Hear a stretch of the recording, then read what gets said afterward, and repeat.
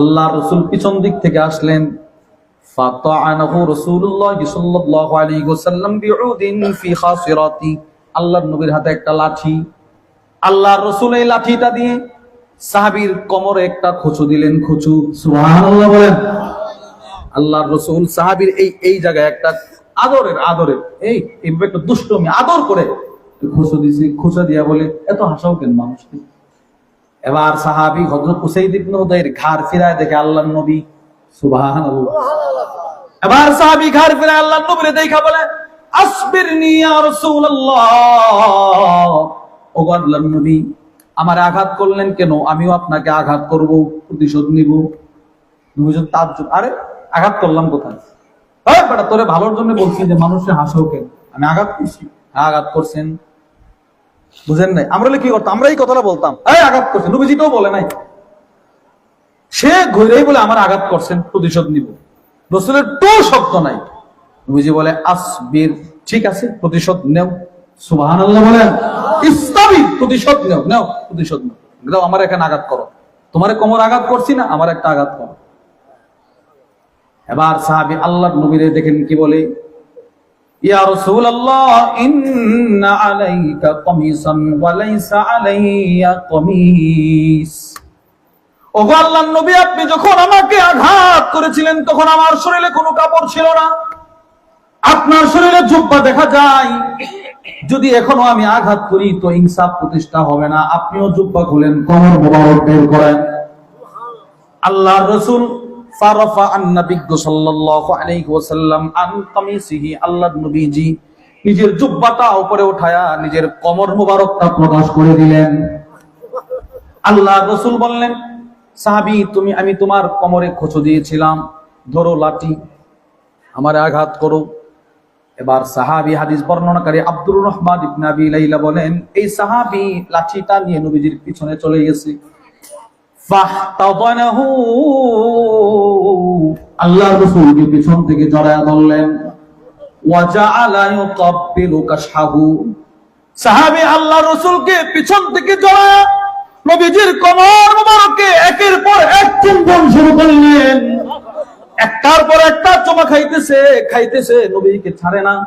আল্লাহর রাসূল বলে, কিরে সাহাবী, বললি না আমারে আঘাত করবি, আমার কোমরে চুমা খা। সাইয়্যিদুনা হুদাইলিন লাম্মা ক্বারাআ সূরাতুল কাহফ, এই সাহাবী যখন সূরাতুল কাহফ তিলাওয়াত করতেন, তানাজ্জালাতিল মালায়েকাতু লিসামাইহা, ফেরেশতারা ওনার দরজার সামনে এসে তেলাওয়াত শুনতেন। কারণ এই ঠোঁট যে নবীর কোমরে লাগছে। আল্লাহু আকবার বলেন। এই ঠোঁট নবীর কোমরে লাগছে, নবীর কোমরে। আল্লাহর রাসূল সাথে সাথে ইনসাফের জন্য বলে দিতেন, যা আঘাত কর বেটা। নবীজি নিজের ব্যাপারে ইনসাফ করছে কিনা বলেন? এখনো বুঝেননি, করছে কিনা? তৃতীয় দৃষ্টান্ত, আল্লামা ইবনুল হাজার আসকালানী রাহিমাহুল্লাহ তার বিখ্যাত কিতাবের নাম আল ইসাবা ফি তাময়িজিস সাহাবা। ওই কিতাবের মধ্যে নিয়ে আসছেন অপরদিকে জগৎ বিখ্যাত আলেম আল্লামা সফিউর রহমান আল মুবারকপুরি রাহিমাহুল্লাহ তার বিখ্যাত কিতাব আর রাহিকুল মাকতুমের মধ্যে নিয়ে আসছেন, আন্না রাসূলুল্লাহ সাল্লাল্লাহু আলাইহি ওয়াসাল্লাম আদালা সুফুফ আসহাবিহি ইয়াউমা বাদ।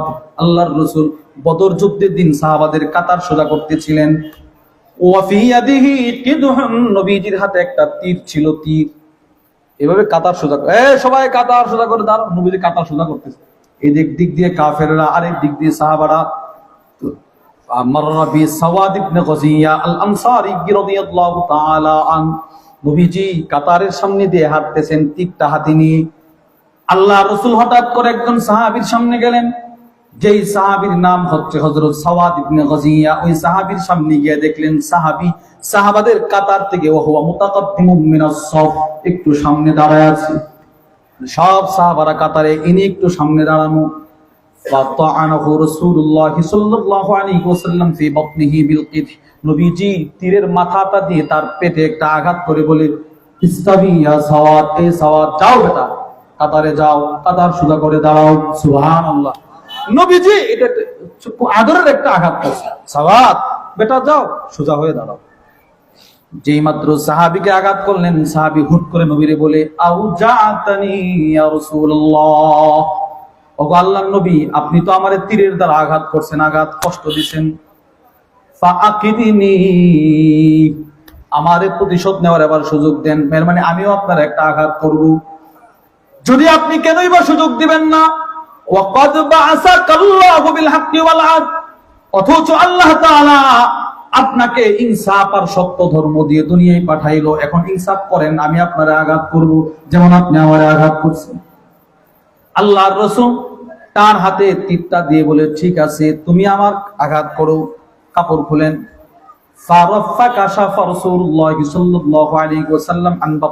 নবীজি কাপড়টা খুলে নিজের পেট মুবারকটা প্রকাশ করে দিলেন।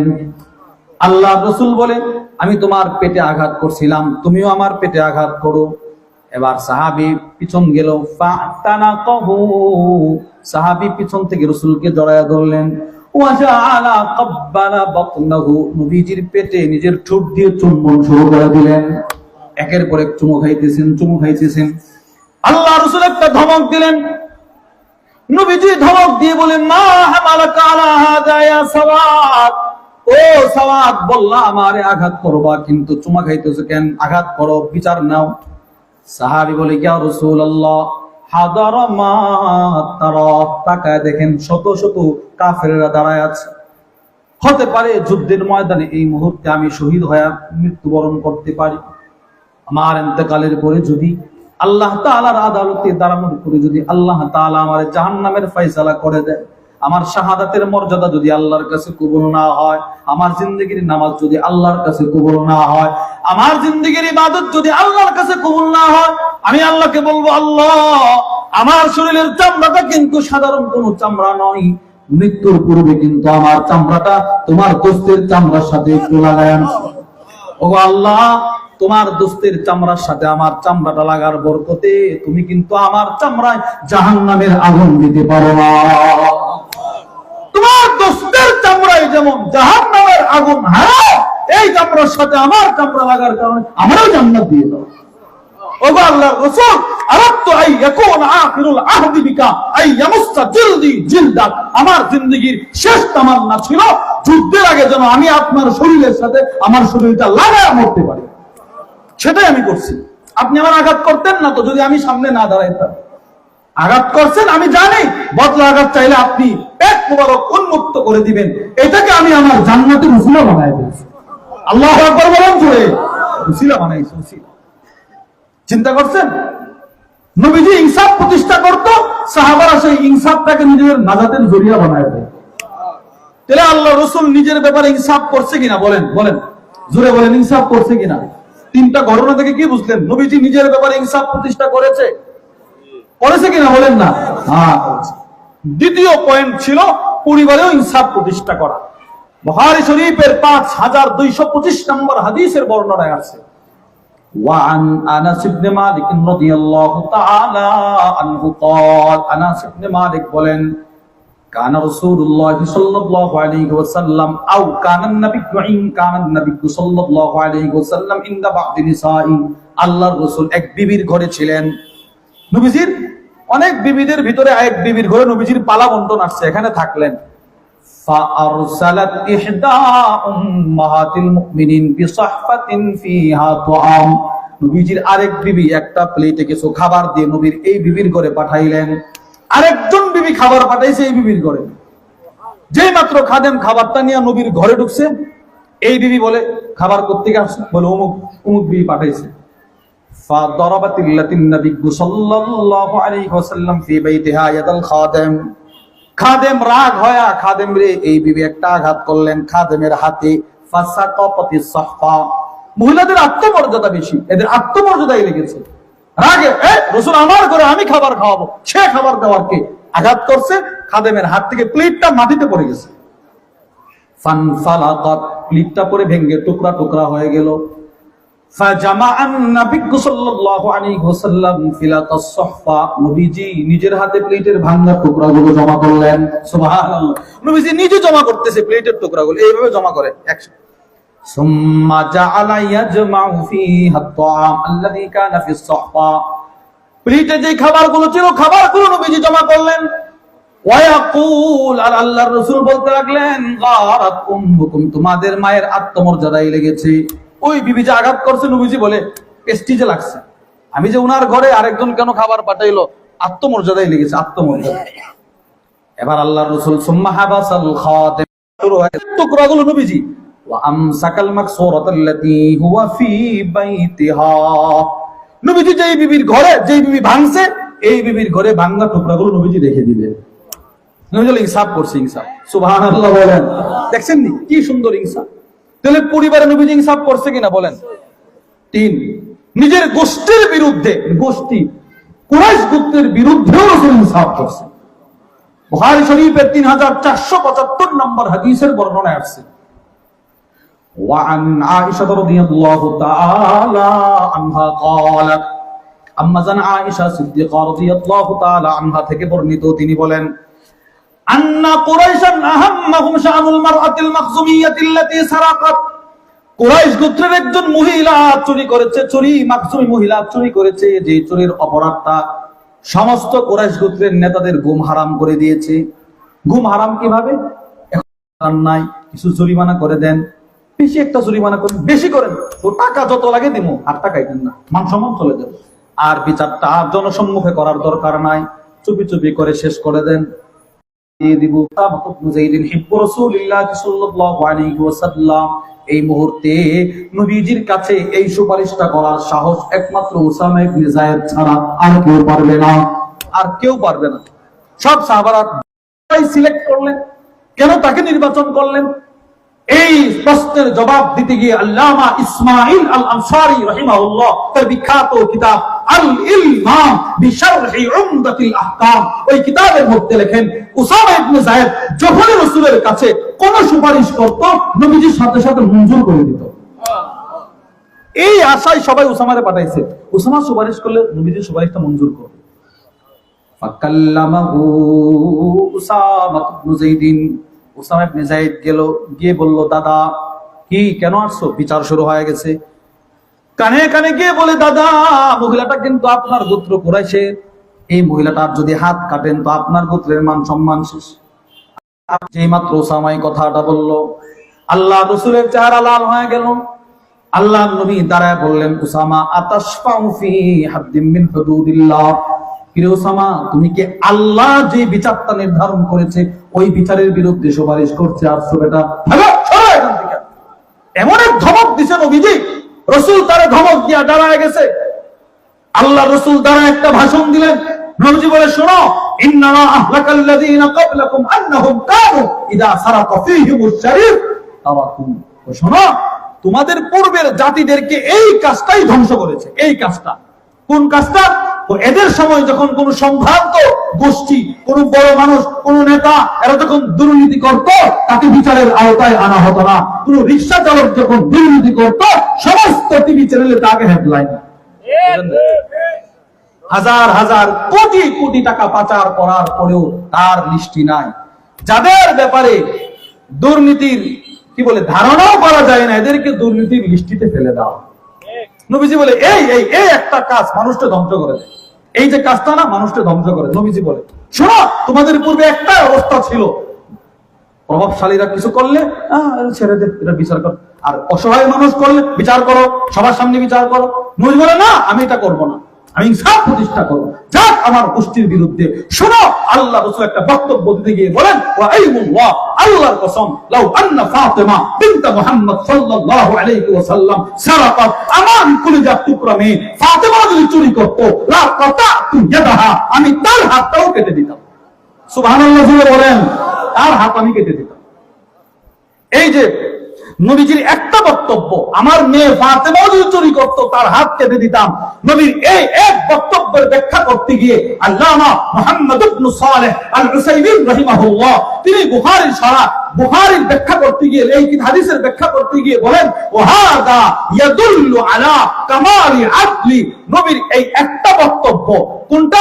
আমার মেয়েও যদি চুরি করতো তার হাত কেটে দিতাম, এই এক বক্তব্যই প্রমাণ বহন করে আমার নবীর চাইতে ইনসাফদার পৃথিবীতে আর কেউ ছিল না। সুবহানাল্লাহ বলেন, নবীজির চাইতে বড় ইনসাফদার পৃথিবীতে কেউ ছিল? এখনো জোরে বলে না, কেউ ছিল না। এত আদরের কন্যা, কলিজার টুকরা ফাতেমা রাদিয়াল্লাহু তাআলা আনহা, ওনারেও বলতেছে, সেও যদি চুরি করতো তার হাত কেটে দিতাম। আর কোথায় কুরাইশের মহিলা, তার ছড়া এখান থেকে নবীজি। তারা আল্লাহ রাসূল নিজের গোষ্ঠীর বিরুদ্ধে ইনসাফ করছে কিনা বলেন, বলেন না, কথা বলেন, করছে কিনা? কয়টা বাজে? 4, আল্লাহ রাসূল সমাজেও ইনসাফ প্রতিষ্ঠা করছেন, সামাজিক ইনসাফ নবীজি করছে। বুখারী শরীফের 2587 নম্বর হাদিসের বর্ণনা আছে, সমাজের ইনসাফ নবীজি প্রতিষ্ঠা করে গেছে। وعن النعمان بن بشير رضي الله تعالى عنه قال النعمان بن بشير বলেন আতানি আবি আতিয়া, আমার পিতা বাশির আমাকে একটা গোলাম হাদিয়া দিল, গোলাম। فقالت عمرو بنت رواحه, আমার মা আমরা বিনত রওয়াহা বললেন লা আশা লা আরদা হাত্তা তুশহিদা রাসূলুল্লাহ, স্বামী তুমি আমার ছেলেকে একটা গোলাম হাদিয়া দিলা, ঠিক আছে, কিন্তু আমি ততক্ষণ পর্যন্ত খুশি হব না যতক্ষণ পর্যন্ত না বিষয়টা তুমি আল্লাহর রাসূলকে অবগত না করাইবা, নবীর আগে জানাও। নবী কি বলে দেখো, আমার পিতা আমারে ধরে নিয়ে গেল নবীর দরবারে, গিয়ে বলল ইয়া রাসূলুল্লাহ আ'তাইতু বিনি আতিয়া, আমি আমার এই ছেলেটার একটা গোলাম হাদিয়া দিয়েছি। নবীজি প্রশ্ন করলো আ'তাইতা সাইরা ওয়ালাদিক মিসলা হাযা, আচ্ছা বাশির তোমার ছেলে তো অনেক, সবাইকে একটা করে গোলাম দিছো? লা, না দেই নাই। এবার নবীজি বলে ইত্তাকুল্লাহ, আল্লাহরে ভয় করো। সুবহানাল্লাহ বলেন, এই বাট আল্লাহরে ভয় করো। ওয়াদিলু বাইনা আওলাদিকুম, নিজের সন্তানদের ভিতরে ইনসাফ করো, ইনসাফ। একজনকে দিবা আরেকজনকে হতে পারে না, নবীজি বলেন। আশ্চর্যের কথা শুনেন, আল্লামা আবু বকর ইবনে আবি দুনিয়া তার বিখ্যাত কিতাব আন-নাফকাতু আলাল ইয়াল, ওই কিতাবের মধ্যে লিখেন, আল্লামা আবু বকর ইবনে আবি দুনিয়া লেখেন, নবীজি একদিন হাদিস বর্ণনা করতেছে, হাদিস বাইনামা ইউহাক্কিসুল কওম ইদ জাআ সাবিকুন আত্তানতাহা ইলা আবি, এক সাহাবীর ছোট্ট একটা ছেলে বাচ্চা, খেয়াল করে শুনেন নবীজি কোথায় ইনসাফ প্রতিষ্ঠা করছে। ছোট্ট একটা ছেলে বাচ্চা, বাপ নবীর হাদিস শুনতেছে, ছেলে বাচ্চাটা দৌড়ে আইসা নবী এই বাবার কাছে আসছে, বাবা ফামাসাহা রাসাহু, সন্তানের মাথায় হাত বলে আদর করলেন, ওয়া আদাহু আলা ফাখিদিহিল ইয়ুমনা, ছেলেটারে বাবাই আদর করে নিজের ডান রানের উপরে কুলে বসাইছে, আব্বু এখানে বসো, আদর করতেছে। নবীজি হাদিস বর্ণনা করতেছে, এবার ছেলেরে বসে হাদিস শুনতেছে। একটু পরে ফালাবিসা কলিলান, অল্প কিছুক্ষণ পরে এই সাহাবীর আরেকটা ছোট্ট মেয়ে দৌড়ায় বাবার কাছে আসছে, হাত্তান তাহাত ইলাই, বাবার কাছে আসার পরে বাপ ফামাসাহা রাসাহা, মেয়েটার মাথায় আদর করলেন, হাত বুলাই দিলেন। কিন্তু আগের ছেলেটারে হাত বুলাইয়া রানের উপরে বসাইছে, আর এই মেয়েটারে হাত বুলাইয়া জমিনের উপরে বসাইছে। আল্লাহর রাসূল হাদিস বলা বন্ধ করে দিলেন, চুপ। এবার নবীজি তার দিকে তাকায় বলে ফাহাল্লা আলা ফাকিদিকাল উখরা, এই সাহাবী তোমার কি আরেকটা রান নাই? সুবহানাল্লাহ বলেন, তোমার কি আরেকটা রান নাই? কি তুমি ছেলেটারে বসাইলা রানে, মেয়েটারে মাটিতে বসাইলা, কাজটা করলা কি?